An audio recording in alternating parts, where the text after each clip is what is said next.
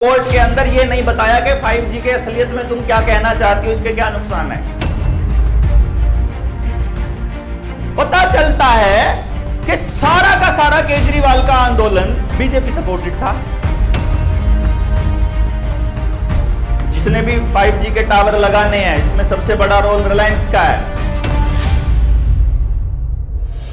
तो किसी भी सरकार के अंदर किसी भी मंत्री का फोटो एडवर्टाइजमेंट पे नहीं लगना चाहिए।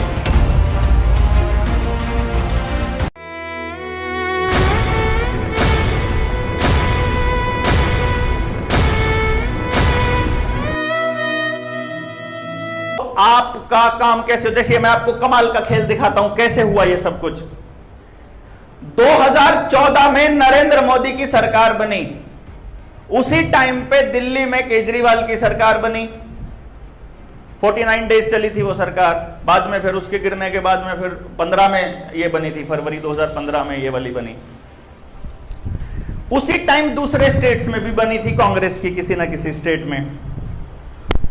उस वक्त किसी आदमी ने वैसे ही कोर्ट में एक केस किया, जैसे जूही चावला ने 5G के खिलाफ किया। कोएलिशन में बोलते हैं इसको, कि सरकार के साथ मिलकर 5G कंपनियों ने पैसा दिया जूही चावला को। जूही चावला बताएगी कि ये जूही चावला ने अपने केस में किसी भी कोर्ट के अंदर ये नहीं बताया कि 5G के असलियत में तुम क्या कहना चाहती हो, इसके क्या नुकसान है।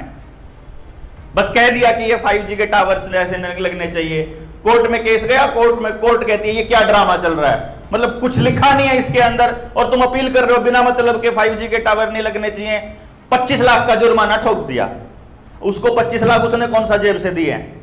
जिस पार्टी ने उसको बोला है, मतलब जो कंपनियां हैं 5G की कंपनियां, जिसने भी 5G के टावर लगाने हैं, इसमें सबसे बड़ा रोल रिलायंस का है, वो कंपनी ने पैसा दिया उसको 25 लाख रुपया कि तू टेंशन मत ले, जितना कोर्ट फाइन लगाएगी हम देंगे, और चाहिएगा और देंगे। लेकिन पब्लिक के अंदर यह मैसेज जाना चाहिए कि जो भी व्यक्ति इस केस में इसके खिलाफ खड़ा होगा उसका यह हश्र होगा। वो ये एग्जाम्पल हम लोगों को अंदर करके किया, हम जैसे लोग जो भी बोलता रहा उसी को अंदर कर दिया, तो पड़ोसी लोग डरने लग गए कि देखो जैसे इसको जेल हुई, जैसे इसको जेल हुई तुमको भी हो जाएगी, तो तुम भी मत बोलो। फिर हम लोगों को हमारा फेसबुक अकाउंट डिलीट कर देना, यूट्यूब अकाउंट डिलीट कर देना, मोनेटाइजेशन हटा देना, आपका जानबूझ के स्ट्राइक लगाना कि आप 1 हफ्ते तक पोस्ट नहीं कर सकते, आप 15 दिन तक नहीं कर सकते, आप 1 महीने तक आदमी की जबान को चुप कर देना। वैसा ही एक केस हुआ सरकारों के साथ मिलकर के। बंदे ने कहा कि ये रोज रोज अलग अलग मंत्रियों के पोस्टर छपते हैं और ये पोस्टर छप के लोगों को पथभ्रष्ट करते हैं, तो किसी भी सरकार के अंदर किसी भी मंत्री का फोटो एडवर्टाइजमेंट पे नहीं लगना चाहिए। भाई हेल्थ मिनिस्टर का फोटो नहीं लगना चाहिए, बस मंत्रालय हेल्थ मिनिस्ट्री आनी चाहिए, ठीक है ना। फिर वो कहने लगे कि अगर दूरसंचार मंत्रालय है तो दूरसंचार की मिनिस्ट्री आनी चाहिए, सिर्फ इतना लिखा आना चाहिए, क्योंकि वो सरकार है, वो व्यक्ति सरकार नहीं है। भाई जायज सवाल है, गलत तो नहीं है ना, जायज सवाल है। पानी देना। तो कोर्ट में हियरिंग होती है, सरकार अपना पक्ष रखती है, तो सरकार कहती है कोई ना कोई तो होगा जिसका हमने, जो रिप्रेजेंट करता है सरकार को। तो सुप्रीम कोर्ट ने आदेश पारित किया कि केवल देश के प्रधानमंत्री और प्रदेश के मुख्यमंत्री का फोटो आएगा और किसी का नहीं आएगा। तो उसके बाद 2015 के बाद से किसी भी एडवर्टाइजमेंट के ऊपर मुख्यमंत्री के अलावा किसी भी पॉलिटिकल पार्टी के कोई नेता का या सरकार के किसी मंत्री का नाम नहीं आता। आज आपके छोटे बच्चे, जिनको हम लोग, जब हम छोटे होते थे ना, हम लोग पूरा मंत्रिमंडल याद किया करते थे। हेल्थ मिनिस्टर कौन है, ट्रांसपोर्ट मिनिस्टर कौन है, लॉ मिनिस्टर कौन है कि नहीं, होम मिनिस्टर कौन, मतलब एग्रीकल्चर मिनिस्टर कौन, स्टेट का कौन, सेंटर का कौन, सब याद किया करते थे कि कम से कम अपने स्टेट और अपने मतलब सेंटर की तो सरकार, यूनियन की सरकार का तो हमको मालूम होना ही चाहिए कि कौन कौन लोग हैं जो इस देश का नेतृत्व कर रहे हैं। आपने कभी विदेश दौरे पर विदेश मंत्री को जाते नहीं देखा होगा, खेती पर खेती के मंत्री को बोलते देखा नहीं होगा, हेल्थ पर हेल्थ मिनिस्टर को बोलते नहीं देखा होगा, हेल्थ पर भी प्रधानमंत्री और मुख्यमंत्री बोलेगा, एग्रीकल्चर पर भी प्रधानमंत्री और मुख्यमंत्री ही बोलेगा, और जितने मुद्दे हैं सब पर सिर्फ एक आदमी बोलेगा, उस प्रदेश का मुख्यमंत्री या इस देश का प्रधानमंत्री। क्या यह इत्तेफाक है? नहीं भाई साहब, इत्तेफाक नहीं है, इट्स ऑल प्लैंड। और इसका शुरुआत हुई 2011-12 में, जब करिश्माई पॉलिटिक्स को इन लोगों ने हाईलाइट करना शुरू किया। करिश्माई पॉलिटिक्स इसको बोलते हैं कि एक चेहरे को इतना चमका दो ऐसा लगे कि उसी का करिश्मा चल रहा है। पार्टी के हेड के तौर पर भी वही है, प्रदेश की सरकार का भी वही वो लोग है, और देश के अंदर सेंटर में भी वही है। वो एक ही व्यक्ति होगा पूरी पार्टी के अंदर। तो जो एलिट्स हैं, ग्लोबल एलिट्स हैं, जो दुनिया में अमीर लोग बैठे हैं, उनके लिए आपको आपके नेता को कंट्रोल करना आसान है।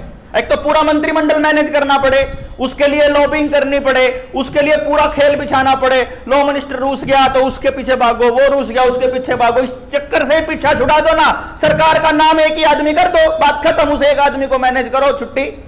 डराओ, धमकाओ, प्यार से मनाओ, पैसे दे के मनाओ, लालच दे के मनाओ, सीडी बना के मनाओ, जैसे मर्जी बनाओ, लेकिन वो बोलेगा नहीं। उसका अगर ब्रजभूषण शरण सिंह के ऊपर कार्रवाई होती है तो पूरी बीजेपी बदनाम होती है, तो प्रधानमंत्री बदनाम होता है, तो ग्लोबल एलिट्स ने न्यूज चैनल्स को बोल दिया कि यह आदमी अंदर नहीं जाना चाहिए, तो नहीं जाएगा। प्रधानमंत्री नहीं बोलना चाहिए तो नहीं बोलेगा। आप क्या चाहते हो, इससे कोई फर्क नहीं पड़ता है भाई साहब। समझ गए ना? ये करिश्माई पॉलिटिक्स क्यों बनाई?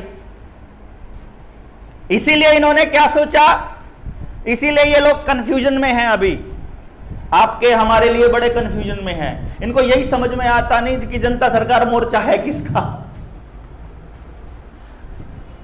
है ना। वो थोड़ा सा हमारे केस में थोड़ा ऐसा हो जाता है कि हम थोड़ा ज्यादा घूम रहे हैं तो थोड़ी ज्यादा वीडियो आ जाती है, तो वो थोड़ा ज्यादा दिखता है उनको। लेकिन मैं कहता हूं मैं तो कुछ है ही नहीं, मेरा तो रोल ही नहीं। मैं ना खजांची, मैं ना प्रधान, ना मेरा कोई देना देना नहीं का, ऐसा वो पता नहीं कौन है। हमारा यही तो है ना कि जनता ही सरकार है। इसलिए इनको यह लग रहा है कि ये एक नया ग्रुप आया है जिसको किसी तरह से इसका एक चेहरा बना दो, आसान हो जाएगा। हम ये बनने नहीं देंगे, हैं? हम इसमें क्या करेंगे? हम कह रहे हैं कि हम इतने लीडर खड़े कर देंगे। भाई अगर लोग बात मान लो, सुन लो, एक छोटी सी बात है, इन्होंने बना दिया चेहरा कि अपन देवेंद्र बलारा को चेहरा बना देंगे जनता सरकार मोर्चा का, तो देवेंद्र बलारा न्यू कह देगा कि मैं तो हुई नहीं है प्रधान तुम्हारे, हमारा कुछ है ही नहीं। लेकिन किसको बनाए? वो आदमी भी तो फिर ट्रेंड होना चाहिए, पता होना चाहिए, उसको ये मालूम होना चाहिए कि पॉलिटिकल पार्टियों में मैनेजमेंट कैसे होती है, इलेक्शन में खड़ा कैसे किया जाता है, इलेक्शन में बिठाया कैसे जाता है, पैसे दे के इलेक्शन लड़वाए जाते हैं। मालूम है आपको कैसे? मैं आपको बताता हूं। मैं किसी सीट का नाम नहीं बताऊंगा ऑन रिकॉर्ड, जानबूझ के। जब अंदर बैठोगे सारी बात बता दूंगा।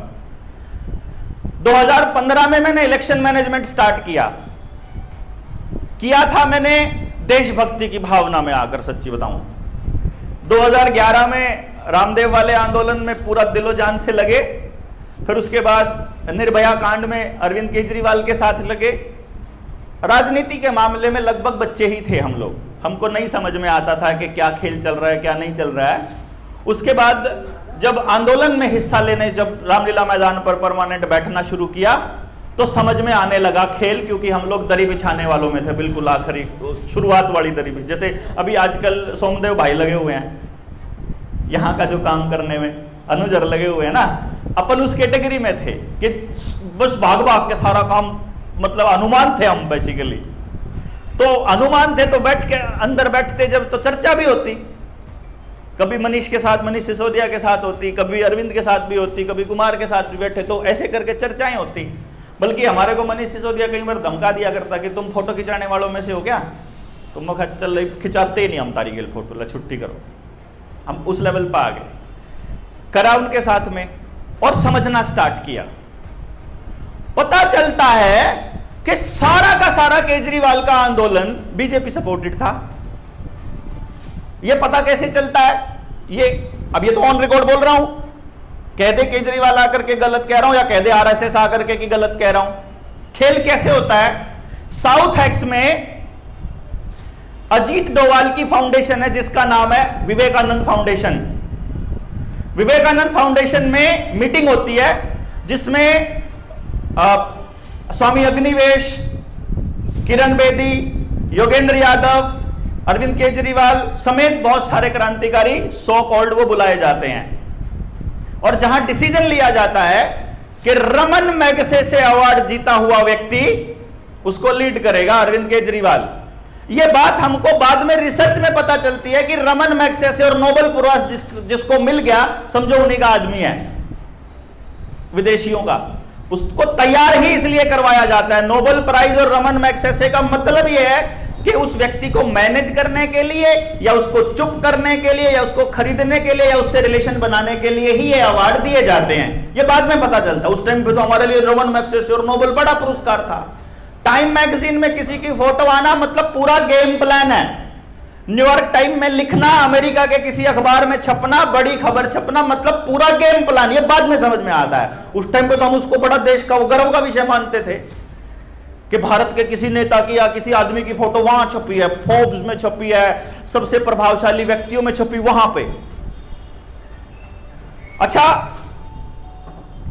फिर क्या होता है कि इस पूरी प्रोसेस में अरविंद केजरीवाल को चेहरा बना दिया कि तुम ये आंदोलन लड़ोगे भ्रष्टाचार के खिलाफ। कॉमनवेल्थ घोटाले के कुछ केसेस आ गए थे, कॉमनवेल्थ घोटाले के कुछ डाटा आ गया कि ये पकड़ो और तुम लोग लड़ाई करना स्टार्ट करो। अभी क्या होता है? जंतर मंतर पे बैठ के अरविंद केजरीवाल एंड टीम क्या कह रही है? भाई ये 5-7 लोगों में क्या बनेगा, 30-40 लोग तो होने चाहिए।